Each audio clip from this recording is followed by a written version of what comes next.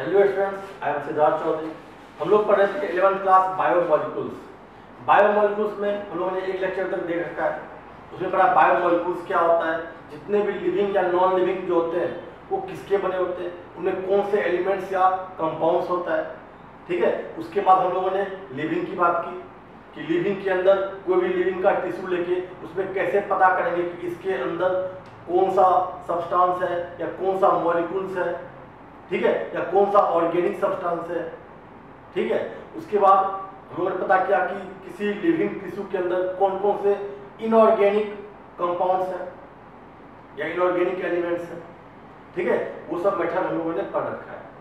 जो S analytical method होता था, फिर जो एक और एनालिसिस मेथड था जिसमें टिश्यू को लेके उसमें एसिड के साथ मिक्स करते थे, trichloro acidic acid.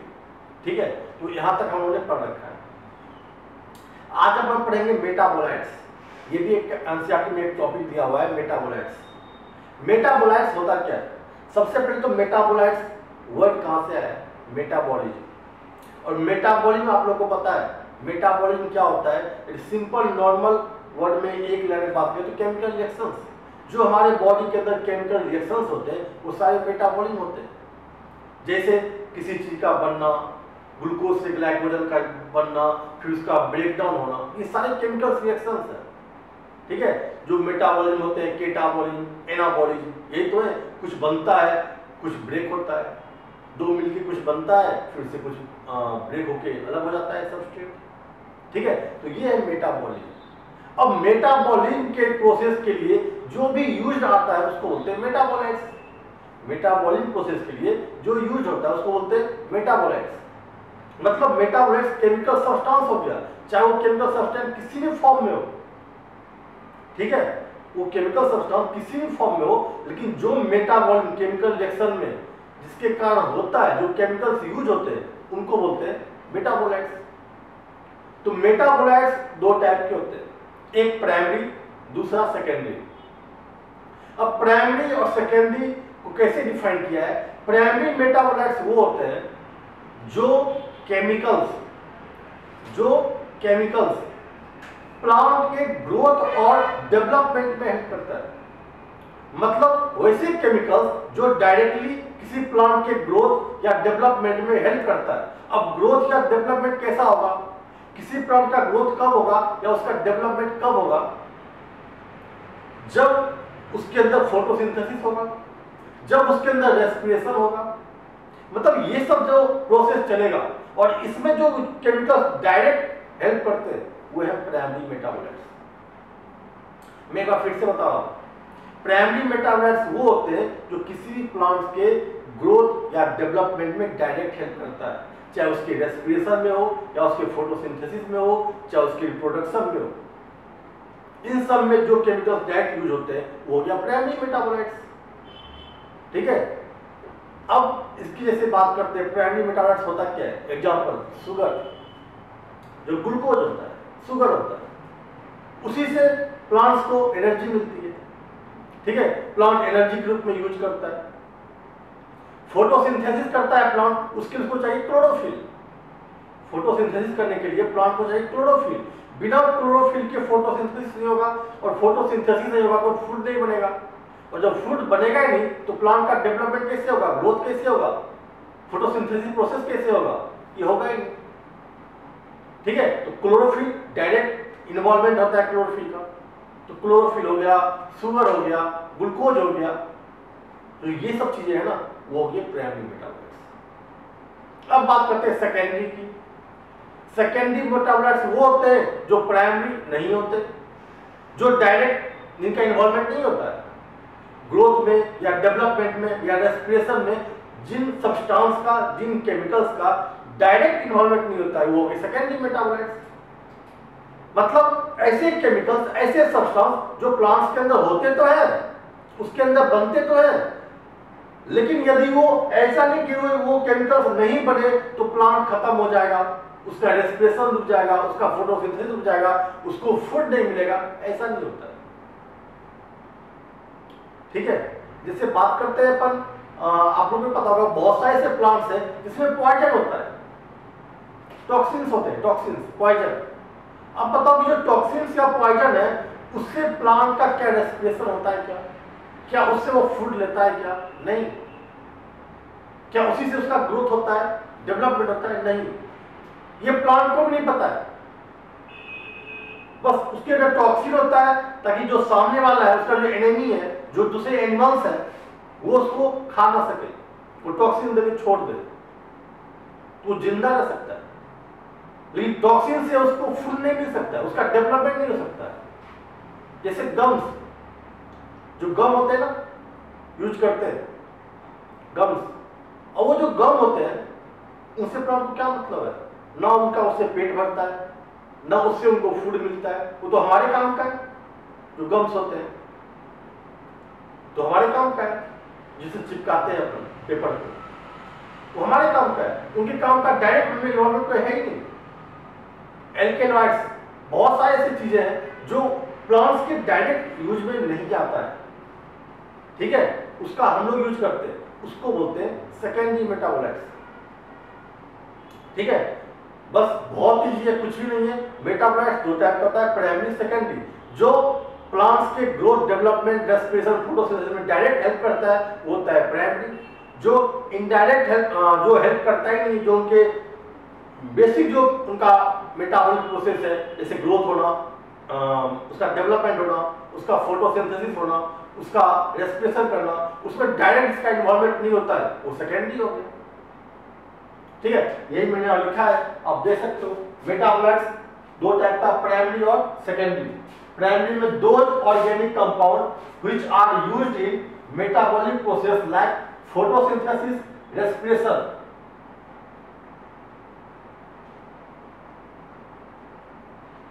Photosynthesis, respiration, proteins, lipids, मतलब प्रोटीन्स, लिपिड्स के फॉर्मेशन में, इन सब में जिसका डायरेक्ट इन्वॉल्वमेंट होता है उसको क्या बोलते हैं, प्राइमरी मेटाबोलाइट्स। समझ में आया? Its role in identifiable and normal physiological process. इसका जो रोल होता है ना, उसका आइडेंटिफिएबल है, मतलब उसको पता है अपने को। जैसे क्लोरोफिल, इसके बारे में पता है कि क्लोरोफिल से प्लांट को क्या मिलता है, क्लोरोफिल के प्रेजेंस में प्लांट फूड बनाता है, फोटोसिंथेसिस करता है, ये पता है, मतलब ये आइडेंटिफिएबल है। इसका आइडेंटिफिकेशन हो चुका है, शुगर उसको एनर्जी मिलती है। इस एमिनो एसिड्स, ये जो लिखा है मैंने ये एमिनो एसिड्स है, ये एमिनो एसिड से प्रोटीन का फॉर्मेशन होता है। ये सब आइडेंटिफिएबल है, सबके बारे में हम लोगों को पता है। Its role in identifiable and normal physiological process. Normal physiological process वही है, रेस्पिरेशन, फोटोसिंथेसिस, जो भी नॉर्मली हम लोग यूज करते हैं, या प्लांट्स पर या एनिमल्स पर, उसको बोलते हैं फिजियोलॉजिकल प्रोसेस, ठीक है। ये हो गया प्राइमरी मेटाबोलाइट्स। अब जाते हैं सेकेंडरी की तरफ। Those organic compounds which are not used in primary metabolites, जो प्राइमरी मेटाबोलाइट्स यूज नहीं होते हैं, means no direct form in growth and development, जिसका डायरेक्ट ग्रोथ और डेवलपमेंट में इन्वॉल्वमेंट नहीं होता है। The role of secondary metabolites is not understood, many of them are useful. बहुत सारे ऐसे मेटाबोलाइट्स हैं इसके बारे में नहीं पता है ये इनके अंदर क्यों होता है। जैसे गम्स, टॉक्सिन तो मान ली टॉक्सिन होता है किसी प्लांट में एनिमी से बचने के लिए, ताकि सामने वाला कोई एनिमल उसको खा ना सके। लेकिन गम्स की क्या जरूरत है? जो प्लांट गम देता है, जो प्लांट रबर देता है, रबर, आपके यहाँ बहुत सारे रबर होते हैं, उसका क्या यूज है, ये सब बहुत कुछ अपने को नहीं पता है। वही लिखा हुआ है, the role of secondary metabolites is not understood, many of them are useful. लेकिन उसमें जो बहुत सारे ऐसे हैं जो उसके यूजफुल का नहीं है, लेकिन हमारे यूजफुल में आता है। Rubber, drugs, spices, masala, gums, cellulose, alkaloids, toxins, pigments, जो पिगमेंट्स कलर देते हैं, ऐसे बहुत सारी चीजें हैं जो इन सब का डायरेक्ट इन्वॉल्वमेंट नहीं होता है प्लांट की ग्रोथ और डेवलपमेंट में, लेकिन हम लोग को फायदा होता है, इसका हम लोग यूज करते हैं, ठीक है। तो ये मेटाबोलाइट्स कंप्लीट कर लो, नोट कर लो इसको। अब हम लोग स्टार्ट करेंगे ऑर्गेनिक कंपाउंड्स के बारे में।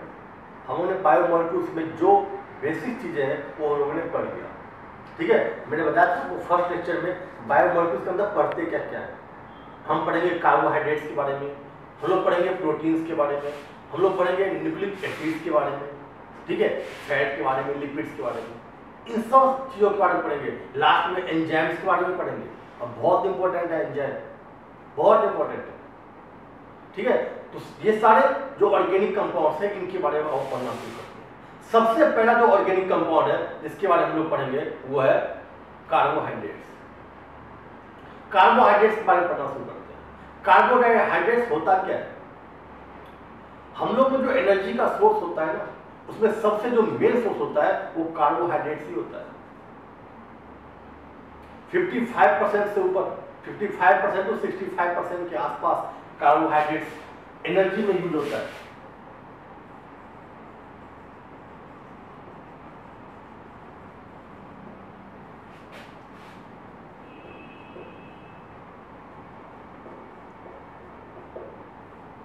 सबसे मेन सोर्स जो एनर्जी का है वो कार्बोहाइड्रेट्स है हमारे बॉडी के लिए, ठीक है। 55 to 65% एनर्जी में यही होता है। इसको कार्बोहाइड्रेट्स को फर्स्ट रेस्पिरेटरी सबस्ट्रेट बोलते हैं। क्या बोलते हैं? First respiratory substrate. मतलब जो रेस्पिरेशन करते हैं सबसे पहले यूज कार्बोहाइड्रेट्स का ही होता है। मैंने बताया मेन सोर्स है एनर्जी का ही, ठीक है। अब इसका कैसे यूज होता है, कहां पे होता है, ये सब पढ़ेंगे जब पढ़ेंगे अपन प्लांट फिजियोलॉजी। वो रेस्पिरेटरी सबस्ट्रेट आपने कैसे बोल दिया, प्लांट फिजियोलॉजी में पढ़ेंगे, एनिमल फिजियोलॉजी में पढ़ेंगे। जो फर्स्ट रेस्पिरेटरी सबस्ट्रेट होता है वो कार्बोहाइड्रेट होता है। मतलब रेस्पिरेशन प्रोसेस में सबसे पहले कार्बोहाइड्रेट का यूज होता है। पहले कार्बोहाइड्रेट का फॉर्मेशन होता है। जब भी रेस्पिरेशन अपन रेस्पिरेशन प्रोसेस शुरू करते हैं सबसे पहले कार्बोहाइड्रेट बनता है, ठीक है। अब ये जो कार्बोहाइड्रेट होता है ये मेनली बनाता है CHO, मतलब carbon, hydrogen and oxygen.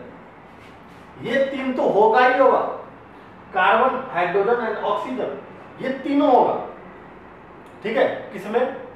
Carbohydrates.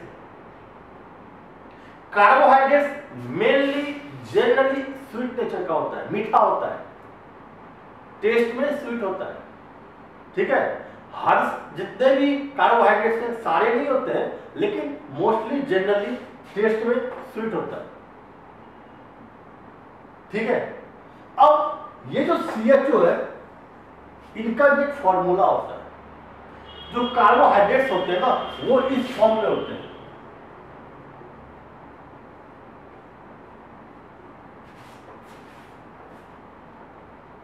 ये इस फॉर्म में होते हैं।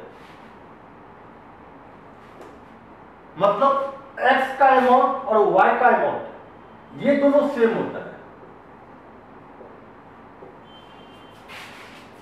X और Y का अमाउंट सेम होता है। अब X जब पुट करते हैं, मान लो किसी भी मॉलिक्यूल्स में, किसी भी कंपाउंड्स में, किसी कंपाउंड में X इक्वल टू 3, मतलब 3 कार्बन है, 3 कार्बन है, C3।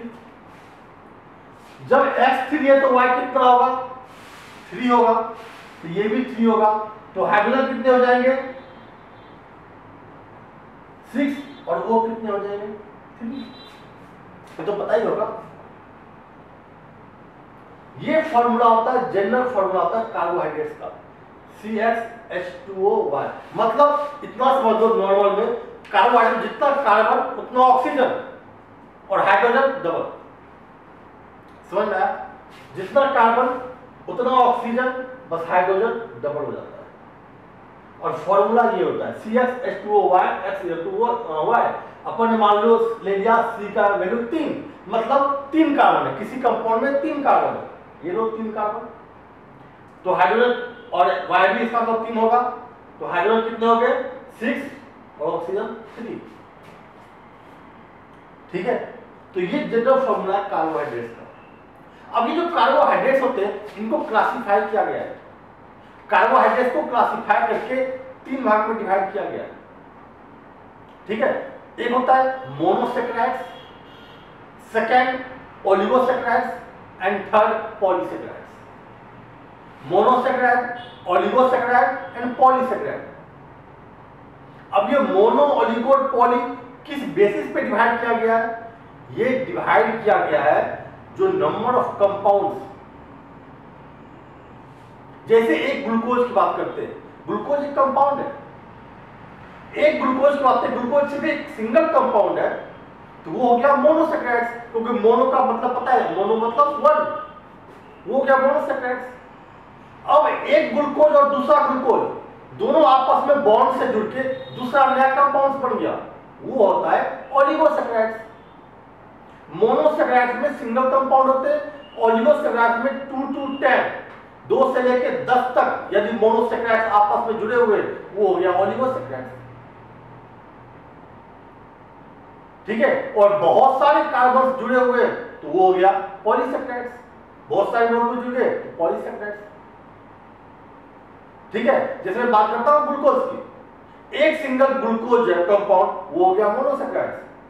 एक साथ दो ग्लूकोज मिल गए, एक ग्लूकोज दूसरा ग्लूकोज आपस में लिंक से बॉन्ड से लिंक कर गया, वो हो गया ओलिगोसैकेराइड्स।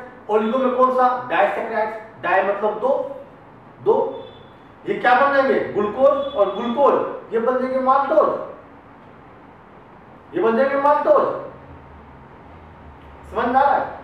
अब यही बहुत सारे ग्लूकोज, 2 से ज्यादा आ जाए, 10 से ज्यादा आ जाए, बहुत सारे 100, 200, 300 ग्लूकोज बॉन्ड में बनते चले गए, एक लंबा सा ग्लूकोज का चेन बन गया, ये हो जाएगा सेलुलोज, और ये हो जाता है पॉलीसैकेराइड्स।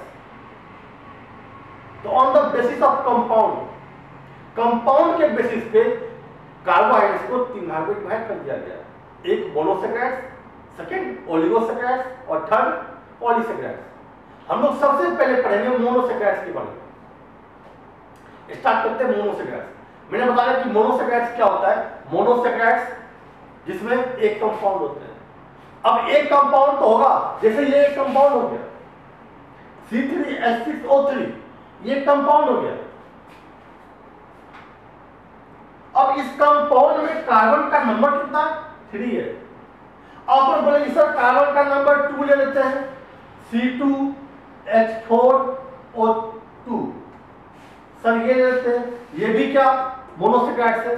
नहीं, ये मोनोसैकेराइड्स है ही नहीं, ये कार्बोहाइड्रेट्स है ही नहीं। मोनोसैकेराइड्स के लिए मिनिमम 3 कार्बन होने जरूरी है, 2 कार्बन मोनोसैकेराइड्स नहीं हो सकता या कार्बोहाइड्रेट्स नहीं हो सकते, मिनिमम 3 कार्बन होने जरूरी है मोनोसैकेराइड्स के लिए। 3 से कम कार्बन में वो कार्बोहाइड्रेट्स नहीं होगा, मतलब जो मोनोसैकेराइड्स होंगे उसमें मिनिमम 3 कार्बन होने जरूरी है। ठीक है, और जिस मोनोसैकेराइड्स में 3 कार्बन है उसको बोलते हैं ट्रायोज। क्या बोलते हैं? Triose, triose.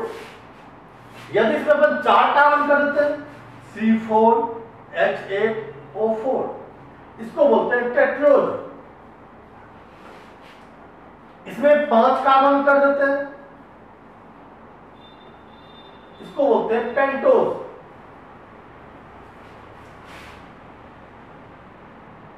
समझ में आ रहा है? इसी के अंदर पेंटोज में आता है 5, पेंटोज मतलब 5, पेट्रोज मतलब 4, ट्रायोज मतलब 3, पेंटोज मतलब इसके अंदर 5 कार्बन होंगे। और वो कार्बन का स्ट्रक्चर या तो रिंग में बन सकता है या फिर लंबा सीधा बन सकता है, इसमें कुछ नहीं कर सकते। रिंग में भी बन सकता है या फिर पूरा स्ट्रक्चर सीधा बन सकता है, स्ट्रक्चर फॉर्म, लेकिन कार्बन 5 ही होने चाहिए, उसको बोलते हैं पेंटोज। ठीक है, जैसे आगे पढ़ेंगे, मैं एग्जांपल बता रहा हूं, उसके एग्जांपल है डीऑक्सीराइबोज, डीऑक्सीराइबोज और ऑक्सीराइबोज। डीऑक्सीराइबोज और ऑक्सीराइबोज ये कहां से आए? डीएनए और आरएनए से आए। आप लोगों को पता है डीएनए का फुल फॉर्म क्या होता है? डीऑक्सीराइबोज न्यूक्लिक एसिड और राइबोज न्यूक्लिक एसिड। उसमें डीऑक्सीराइबोज और राइबोज जो है वो यही है, वो 5 मेंबर रिंग्स होते हैं, उसके अंदर 5 कार्बन होते हैं। वो आगे पढ़ेंगे जब पढ़ेंगे डीएनए के बारे में, ठीक है, तब पढ़ेंगे।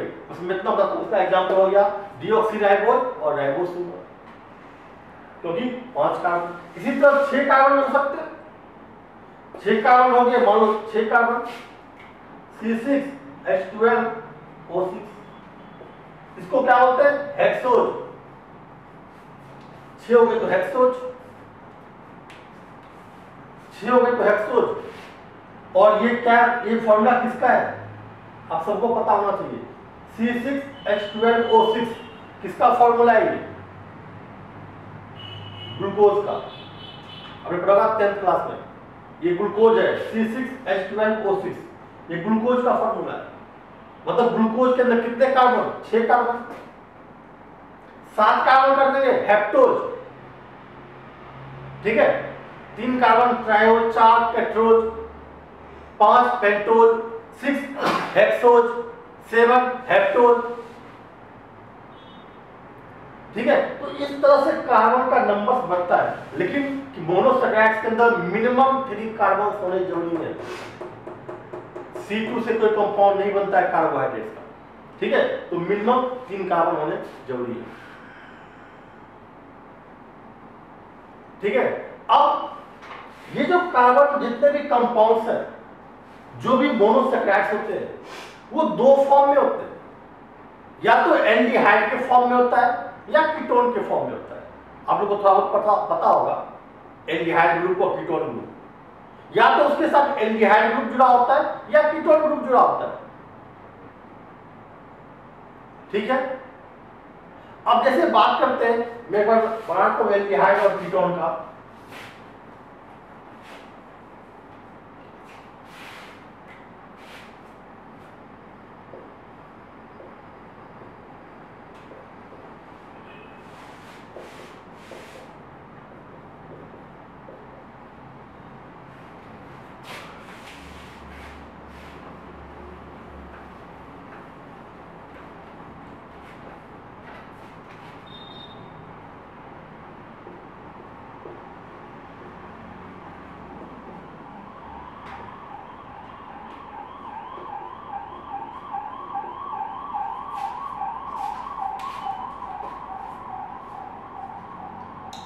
ये हो गया आपके एल्डोज, ये हो गया आपके कीटोन, ठीक है। अब एल्डिहाइड क्या होता है, जिस कार्बन से COH जुड़ा होता है, ये ग्रुप है, ये एल्डोज ग्रुप है, C⋅OH, ये एल्डोज ग्रुप है। और C⋅O से जुड़ा होता है सेंटर में, ये हो गया कीटोज ग्रुप। अब जितने भी कार्बोहाइड्रेट्स होते हैं, या तो वो एल्डोज के फॉर्म में होगा या कीटोज के फॉर्म में होगा, उसके स्ट्रक्चर में या तो C⋅OH होगा या फिर C⋅O होगा सेंटर में। अब देखो मैंने इसमें मिनिमम कितने कार्बन डाले हैं, 3 कार्बन, 1 2 3, 1 2 3, और मैंने बोला था 3 से कम कार्बन का कोई भी कार्बोहाइड्रेट कंपाउंड नहीं बनता, मिनिमम 3 कार्बन होने जरूरी है। 3 कार्बन का या तो कोई भी कंपाउंड या तो एल्डोज के फॉर्म में हो सकता है या फिर कीटोज के फॉर्म में हो सकता है। ये एल्डिहाइड ग्रुप तो एल्डोज, ये कीटोनिक ग्रुप तो कीटोज। जितने भी मोनोसैकराइड्स होते हैं वो सारे रिड्यूसिंग शुगर होते हैं। अब रिड्यूस क्या करता है, वो एक रिड्यूसिंग एजेंट की तरह काम करते हैं। अब रिड्यूसिंग एजेंट क्या होता है, आप लोग को पता है कि जो दूसरे को ऑक्सीडाइज करता है, सॉरी जो खुद को ऑक्सीडाइज करता है और सामने वाले को रिड्यूस करता है। और आप लोग केमिस्ट्री में ज्यादा पता हो, केमिस्ट्री पढ़ते हो कि ऑक्सीडाइजिंग एजेंट क्या होता है, रिड्यूसिंग एजेंट क्या होता है। तो जितने भी मोनोसैकराइड्स होते हैं वो सारे रिड्यूसिंग होते हैं, रिड्यूसिंग एजेंट होते हैं। जितने भी मोनोसैकराइड्स होते हैं उसमें या तो एल्डोज ग्रुप या कीटोज ग्रुप प्रेजेंट होगा। मोनोसैकराइड जितने भी होंगे सारे टेस्ट में स्वीट होंगे, टेस्ट में वो मीठा होता है। आपको पता है मैंने बनाया था C6H12O6 हेक्सोज, वो क्या था, ग्लूकोज था। आपको पता है ग्लूकोज मीठा होता है, ठीक है। अब सर आपने बोला था जो ओलिगोसैकराइड में 2 से 10 तक तो ओलिगोसैकराइड होता है, 2 से 10 तक अलग अलग कंपाउंड बोला था मैं, यहाँ जो हेक्सोज और हेप्टोज 6 कार्बन 7 कार्बन बोल रहे हैं वो एक ही कंपाउंड है, अपन 6 कार्बन का भी ले रहे हैं, C6H12O6 कार्बन 6 है, कार्बन 6 7 कुछ हो सकता है, कंपाउंड एक ही है। इसके साथ एक और बॉन्ड बना के C6H12O6 ऐसा हो जाएगा, तब ये हो गया ओलिगोसैकेराइड। ठीक है, ये सारे क्या है, मोनोसैकेराइड। तो मोनोसैकेराइड के बारे में नॉर्मली हम लोग में क्या पढ़ा, ज्यादा दिमाग मत लगाओ, इसको मैं नेक्स्ट क्लास में लिखाऊंगा। ठीक है, बस अभी समझने की जरूरत है मोनोसैकेराइड के बारे में हम लोगों ने क्या क्या पढ़ा। मोनोसैकेराइड के बारे में सबसे पहले पढ़ा जिसके अंदर सिंगल कंपाउंड्स होते हैं वो होते हैं मोनोसैकेराइड्स। अब जितने भी मोनोसैकेराइड होते हैं वो तो या तो एल्डोज के फॉर्म में होगा या कीटोज के फॉर्म में होगा। मतलब उसमें या तो एल्डिहाइड ग्रुप होगा या कीटोन ग्रुप होगा। ठीक है, अब जो मोनोसैकेराइड्स होते हैं उनमें मिनिमम 3 कार्बन होने जरूरी है। उसका फिर मैंने बताया नंबर ऑफ कार्बन के अकॉर्डिंग मोनोसैकेराइड का क्लासिफिकेशन, यदि मोनोसैकेराइड को फिर क्लासिफाई करेंगे on the basis of number of carbon, तो क्या होता है, triose, tetrose, pentose, hexose, heptose. ठीक है, फिर मैंने बताया कि जितने भी मोनोसैकेराइड होते हैं वो सारे रिड्यूसिंग शुगर होते हैं, मतलब रिड्यूसिंग एजेंट की तरह बिहेव करते हैं। ठीक है, उसके बाद लास्ट में बताया जितने भी मोनोसैकेराइड होते हैं वो स्वीट टेस्ट में स्वीट होते हैं, मीठा होता है। बस ये 5-6 लाइन याद रखना है। और मैंने जो बताया ट्रायोज, टेट्रोज, हेप्टोज, पेंटोज, ये सब मैं आपको एग्जांपल बताऊंगा जब मैं आपको नोट्स बनवाऊंगा। सब में एग्जांपल लिखवा दूंगा कि ट्रायोज में क्या आता है, टेट्रोज में क्या आता है, पेंटोज में क्या आता है, हेक्सोज में क्या आता है, वो सब मैं आपको लिखवा दूंगा। ठीक है, तो जो भी मैंने बताया 4-5 मैंने बताया आप उसको नोट कर लो या लिख लेना, मैं नेक्स्ट क्लास में नोट बनवाऊंगा। ठीक है, मैं बोर्ड पे लिखूंगा, लेकिन आज आपको इतना ध्यान रखना है जो मैंने बोला है। ठीक है, या तो एल्डोज ग्रुप होगा या कीटोज ग्रुप होगा, वो किसी भी फॉर्म में हो सकता है, और ये सारे होते हैं मोनोसैकेराइड। नेक्स्ट क्लास में बताऊंगा ओलिगोसैकेराइड्स क्या होता है, उसके अंदर फिर डाइसैकेराइड्स क्या होता है। ठीक है, ऊपर ये पर नेक्स्ट क्लास में। आज इतना ही रखते हैं, थैंक यू।